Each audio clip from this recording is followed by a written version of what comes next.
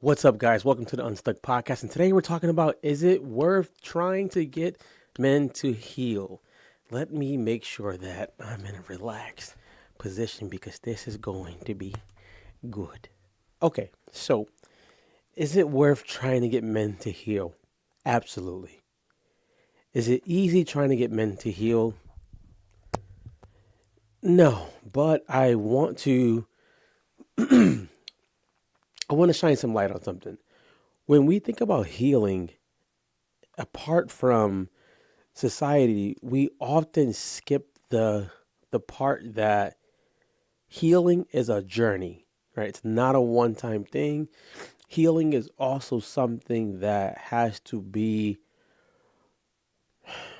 welcomed by the person, right? No person is going to just heal on their own.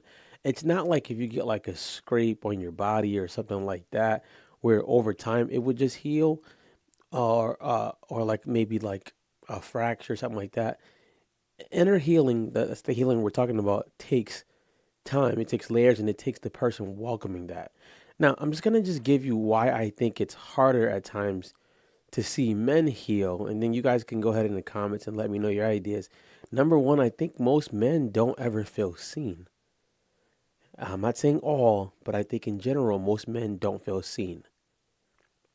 Number two, I don't believe most men feel that they are heard. I believe they know someone's listening but heard. Stephen Covey wrote the book Seven Habits of Highly Effective People, and in the book he talks about seeking to understand then to be understood. So I don't believe most men are actually heard. And then number three, I don't believe people give men enough time to get to the place where they actually want to heal. I'm always reminded when I think about healing with men as like um, a villain and a hero. It could be any given story. Let's use the Dark Knight Rises, for example. I'm probably gonna go watch that movie in a couple of seconds because I love it. Dark Knight Rises, right? You get two people. You get Batman and you get Bane in this movie. They're both men, and they're both actually from the same team, tribe, or community called the League of Shadows. They're from this master called Razagor. Now they're both from this this person, both from the same community, but they both have two different experiences. Two different things have happened to them, or how they start to see life has happened differently. Now, everyone knows Batman because he's the hero. Everyone's seeing him conquer, seeing him fight the bad guys. They're seeing him do all of these mighty things, so they praise him for that, and they actually they praise him for that, and they want him to keep doing those things until he stops. He stops, and all of a sudden, no one's seeing him anymore. So everyone's now they're just talking junk about him, and all sorts of things. You can see right there that even in this story of a superhero, he was once like popping. He was once seen, once like in the light. As soon as he left, people just write him off. I believe that happens with men a lot with like jobs and things they were good at. If you listen to men who are former athletes talk a lot, they usually talk a lot about what they did in high school as athletes. I was a former D1 person. I was dunking when I was nine, all sorts of things. Now, on the flip side, also with Batman, he's also Bruce Wayne. Bruce Wayne, as soon as he goes broke and he stopped giving to charity, no one sees him anymore, no one hears from him anymore, and he becomes like this isolated figure who no one even cares about anymore.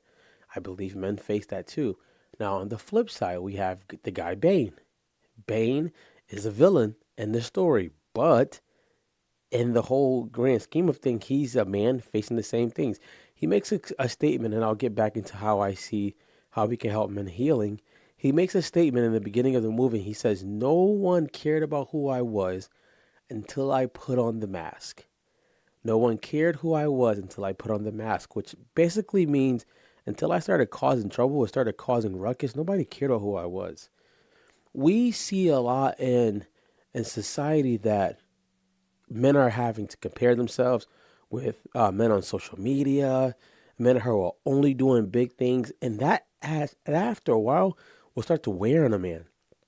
It will start to wear him to think that, hey, I'm not worth anything, and if he doesn't think he's worth anything, we can throw the whole healing thing out of the window.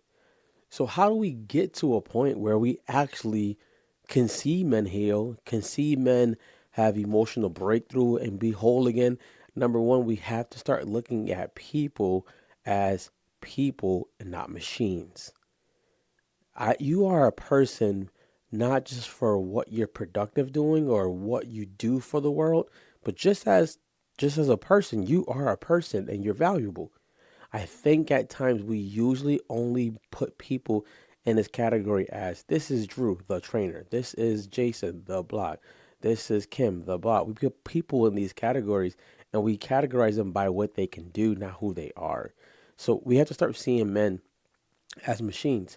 Number two, and I don't want to use the word because it gets so overcrowded, safe spaces. We have to put men in environments where they are encouraged and empowered to open up versus told they should open up.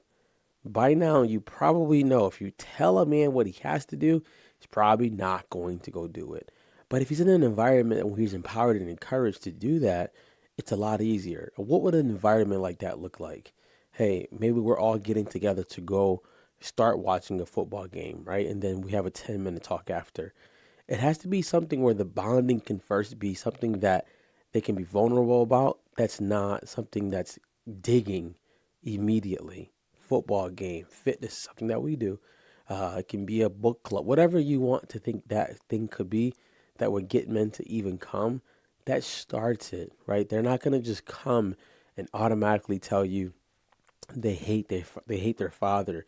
They feel bad because of what happened in their childhood. That's not going to happen immediately. So, number one, we have to start looking at men as people, not machines. Number two, we have to start creating empowering environment and encouraging them to open up, right? Open up may not be the deep thing at first, but I guarantee you, if you allow him to keep coming back and to keep talking, he will open up. Men will open up. Number three is one I learned recently is do it in smaller groups.